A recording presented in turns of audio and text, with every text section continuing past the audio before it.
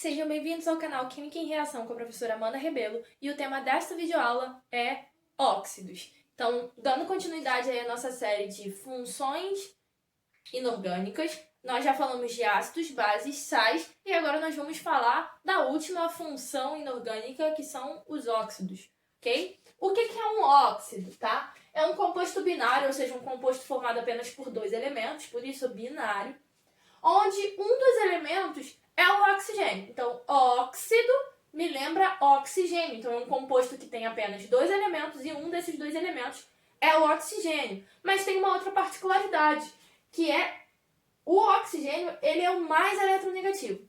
Então, por exemplo, compostos onde eu tenho flúor, eu não tenho, então, um óxido. Por quê? Porque o flúor é mais eletronegativo que o oxigênio. Exemplo, CaO, Na2O, K2O, CO2. Se vocês perceberem, eu tenho um óxido, na verdade, onde a gente tem metal e oxigênio, e a gente também tem óxidos onde a gente tem ametal e oxigênio. E é isso que a gente vai ver na nossa classificação. Os óxidos, eles podem se classificar de maneiras diferentes, e é isso que nós vamos ver agora. A primeira classificação dos óxidos é o óxido ácido. O que é um óxido ácido? O nome já fala, óxido ácido, então te lembra o ácido, né? São óxidos, né? São substâncias que quando reagem com água, formam então um ácido. Por isso a gente lembra aí o nome, né, do ácido. Então, óxido ácido, se a gente for pensar, nos ácidos a gente tem hidrogênio e ametais, portanto os óxidos ácidos são formados por ametal mais oxigênio. Exemplo, CO2, NO2, SO2, tá? Então a gente tem a característica lá que a gente também vê, que a gente também consegue observar nos ácidos. Um óxido básico ocorre a mesma coisa, né? O nome já fala, básico, então te lembra base. E aí a gente sabe que nas bases a gente tem a hidroxila, ou H-, né?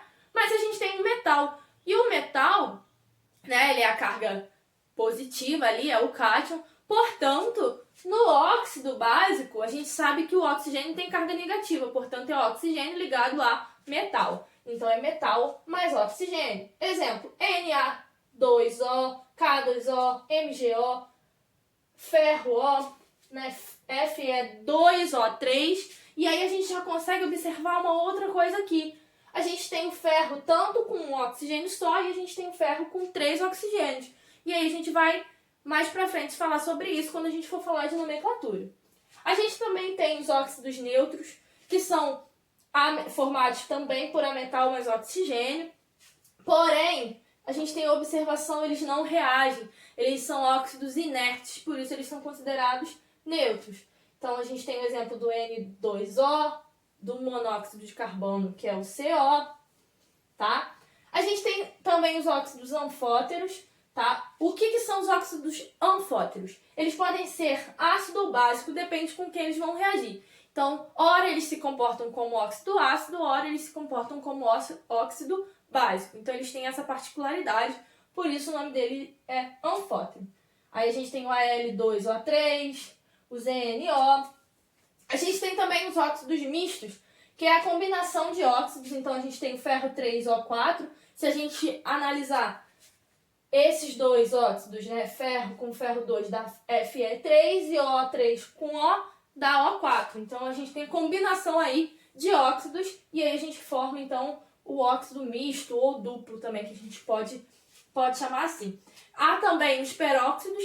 Os peróxidos é quando a gente tem dois oxigênios ligados entre si, então a gente tem O2 com carga 2-, então os dois oxigênios eles têm o NOx 2-, e aí quando a gente divide, na verdade, a gente tem o NOx do oxigênio como sendo -1, tá? Diferente do que a gente sabe que aqui o NOx do oxigênio é -2, e a gente também tem o superóxido, que é quando a gente tem 4 oxigênios, e aí ao fazer o NOx, a gente vê que, na verdade, aquele oxigênio ali, ele fica com carga -meio, tá? Então, a gente divide aí os 4 oxigênios, eles ficam com -2 também, e aí quando a gente divide, a gente vê que cada oxigênio ali tem carga -meio. Diferente do NOx, de quando o oxigênio está ligado no flúor, que aí o oxigênio tem NOx positivo. Isso a gente observa também, a gente observou isso na nossa aula de NOx, quando a gente vê as cargas, né? Aquela tabelinha de NOx que a gente vê as cargas aí que o oxigênio pode ter dependendo de quem ele está ligado. A gente consegue observar isso aqui na nossa aula de óxidos também. Ok? Então, os nossos óxidos eles podem ser classificados dessa maneira. Agora a gente vai falar sobre a nomenclatura. A nomenclatura dos óxidos, a gente vai utilizar o seguinte. A gente vai escrever, né? Óxido mais, no geral, D mais o nome do elemento. Só que aí a gente vai precisar analisar o seguinte. Então, vai ser óxido mais D é o nome do elemento. Sendo que a gente sabe que o óxido ele pode ser iônico ou molecular. O que isso quer dizer? Quando a gente viu a classificação dos óxidos, a gente viu que tem óxidos que são formados entre ametal mais oxigênio e óxidos que são formados entre metal mais oxigênio. Quando a gente viu as ligações químicas, a gente sabe que as ligações iônicas são formadas entre metal e ametal. O oxigênio ele é um ametal, portanto, todos os óxidos que são formados entre metal mais oxigênio são considerados óxidos iônicos. E os óxidos moleculares ocorrem entre ligação covalente. E aí, a gente viu na ligação covalente que uma ligação covalente é quando a gente tem metal mais ametal, ou hidrogênio mais ametal, né? Como a gente sabe que o óxido é um ametal, então óxidos moleculares são óxidos formados por ametal mais oxigênio. Então, na hora da gente dar a nomenclatura, a gente vai olhar o seguinte. Óxidos iônicos, a gente tem o NOx fixo ou o NOx variável. Por quê? Porque eu estou falando de metal. Aí a gente tem os metais que tem NOx fixo, né? Sempre carga positiva, porque os metais formam cátions. E a gente tem os metais de transição, que possuem NOx variável.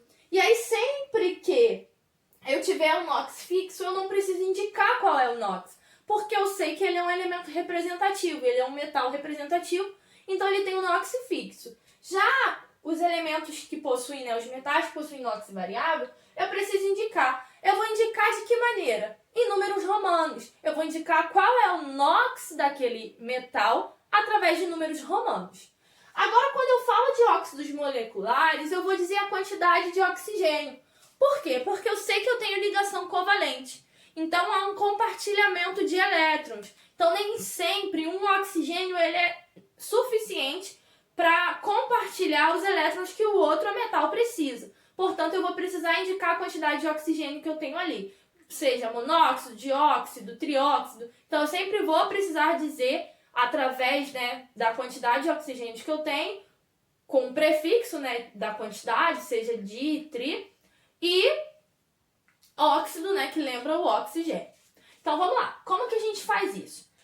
É importante a gente saber como que a gente chega nessa fórmula. Quando eu falo de NOxes, de NOxes, né, dos metais, que eu falo de óxidos iônicos, como eu estou falando de ligação iônica, a maneira de encontrar a fórmula é a mesma. Então, eu tenho um metal, tá? Ou seja, o cátion, ele é X+, e eu tenho o oxigênio, que é 2-. Então, eu vou encontrar a fórmula dessa maneira. É assim que eu chego nessas fórmulas onde eu tenho o metal.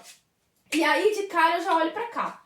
Na2O. Bom, eu sei que o NOx do sódio, ele é fixo, então eu não preciso indicar. Então, qual é o nome desse composto aqui? É óxido de sódio. Beleza. Do magnésio, eu também não preciso indicar, ele é um elemento representativo. O NOx é fixo. Então, é óxido de magnésio. Beleza. Agora, quando eu chego no ferro, eu vejo aqui que eu tenho duas possibilidades. Aí, vamos lá. Se eu sei que a carga do oxigênio é -2, né? A carga do oxigênio é -2, qual vai ser a carga do ferro para que ele tenha, né, o mesmo radical desse aqui? Tem que ser mais 2, que ao fazer isso aqui, a gente simplifica, né? Em ferro. Ó, por quê? Vai ficar 2 aqui, então a gente pode dividir por 2. A gente viu isso nas ligações iônicas. Mesma coisa aqui. Se esse aqui é menos 2, e eu sei que esse cara aqui é 2 no final, e esse cara aqui é 3 no final, então esse cara aqui só pode ser mais 3, porque aí a gente faz aquela formulazinha. Beleza? Mas aí eu preciso indicar. Então, qual seria o nome? Óxido de ferro 2, em números romanos. Ok? Esse aqui, o ferro é 3, então é óxido de ferro 3. Beleza. Esse aqui é molecular, então um oxigênio só, vou indicar aqui embaixo, monóxido de carbono. Esse aqui, dióxido de carbono.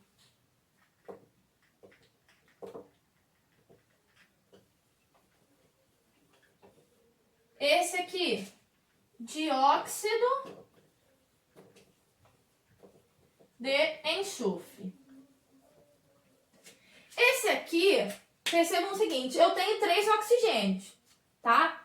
E eu tenho 2 alumínios. Eu vou precisar indicar igual o ferro? Não, porque o alumínio também tem NOx fixo. Como que a gente chega nessa fórmula? Da mesma maneira que a gente fez essa daqui.